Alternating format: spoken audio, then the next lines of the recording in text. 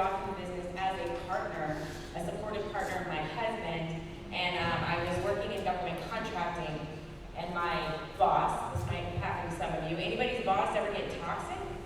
Right? Okay, so my boss slowly got more toxic, and I realized, like, I don't need this, like my husband's doing this over here, I could do that too. So I started getting things in place, and I got my securities license.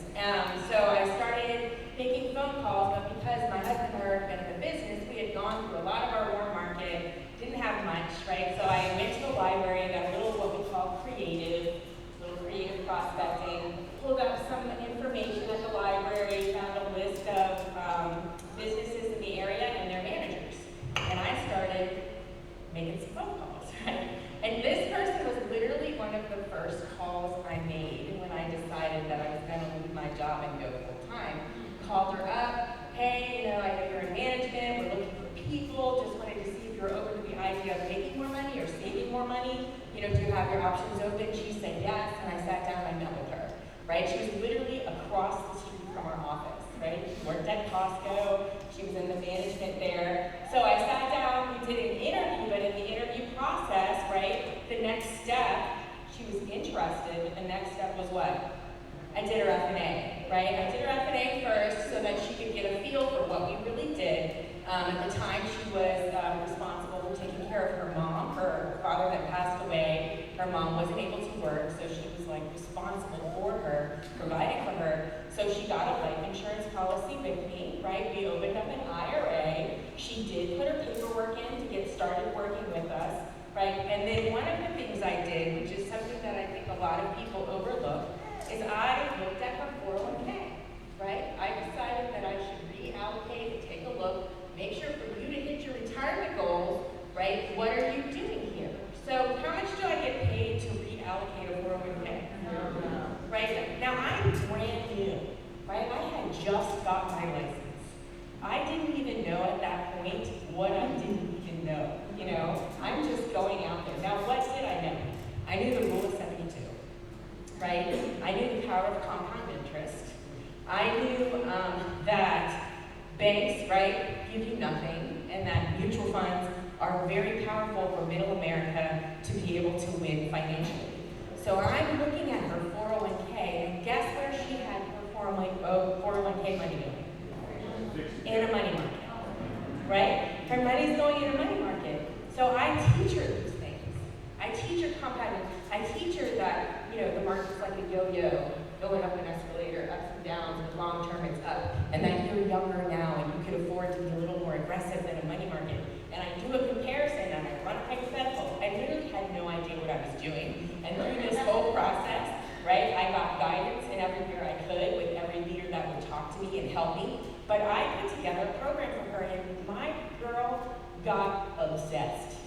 She was like, whole 180-degree turn. She went from money market to as aggressive as she possibly could be. She kept her budget. We did her budget, right? Throughout the years, right, we would meet periodically throughout the years, look at her budget again, look at her investments, look what she's doing, whatever, building this whole entire financial future. She took every bit of money that she could and she invested it. And she invested it aggressively, okay? So it's crazy because I remember when I was first getting licensed, they would say, you need to do their 401k allocation. You won't get paid now, but when they retire, who are they gonna call, right? Well, guess who she called, right? She decided that she wanted to retire early, that she wanted to go back to school and become a social worker. So she's not 59 and a half yet, but she has $2.3 million in her 401k. What? $2.3 million. Now, had she kept doing what she was going to do, it's crazy what you're going to do for people.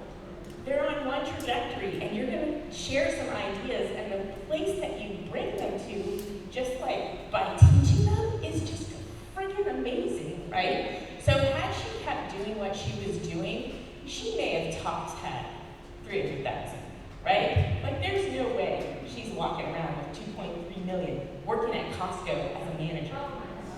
You know what I'm saying? So I sit down with her, and what's the first thing I do? You have $2.3 million, you you want to retire, you want to go you not really retire, you want to go back to school and start a second career, and you're not 59 and a half yet.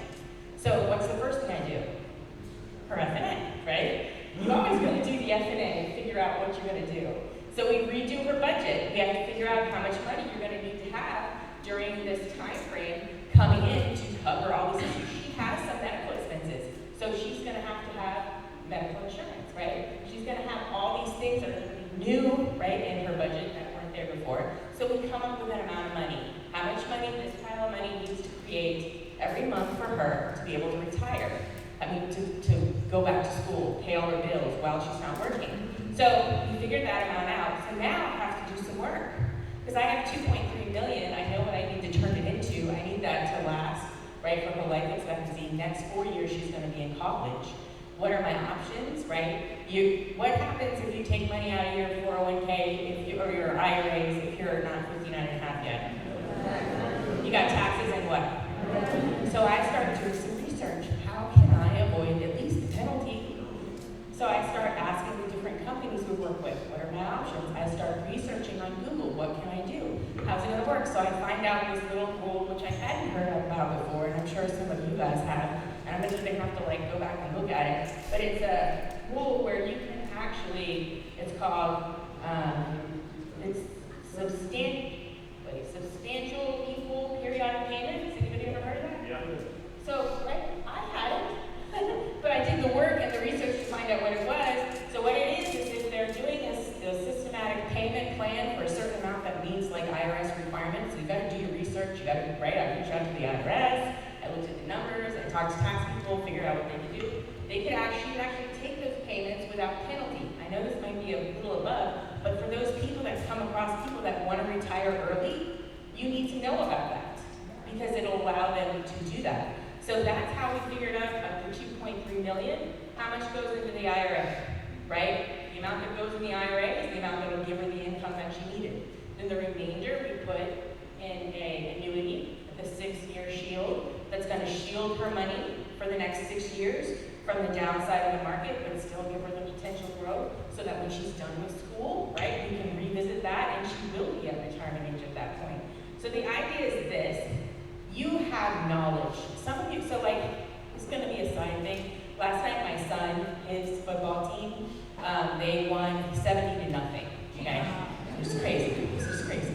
So by the time it was the end of the game, we didn't just have first string play, second string play, we had third string play. And then some people that were like freshmen just walking in, never played like the second on the field. They let people play, okay?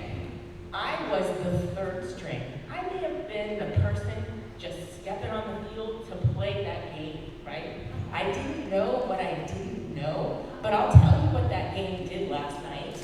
All that whole team, the synergy and the excitement of the new kids that were, like the seniors were more excited when the guy that just got off the bench ran and scored a touchdown than they were like the guy that they've been playing with for the last 4 years. Because they were like, oh my God, like look at that. And they knew the future of the team was getting developed with the synergy and the excitement.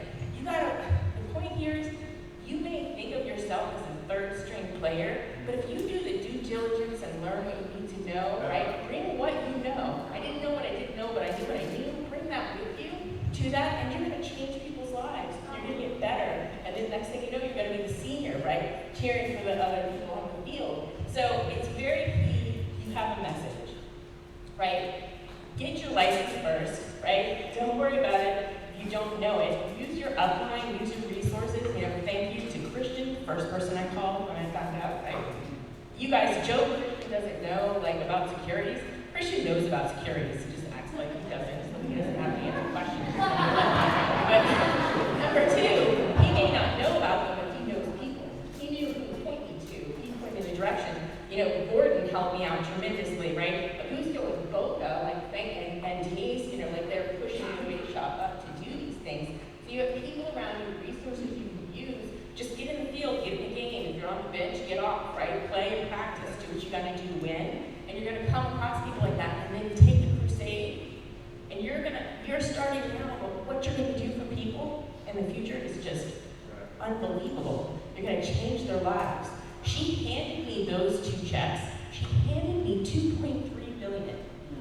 And she said, thank you, Alisson. Thank you.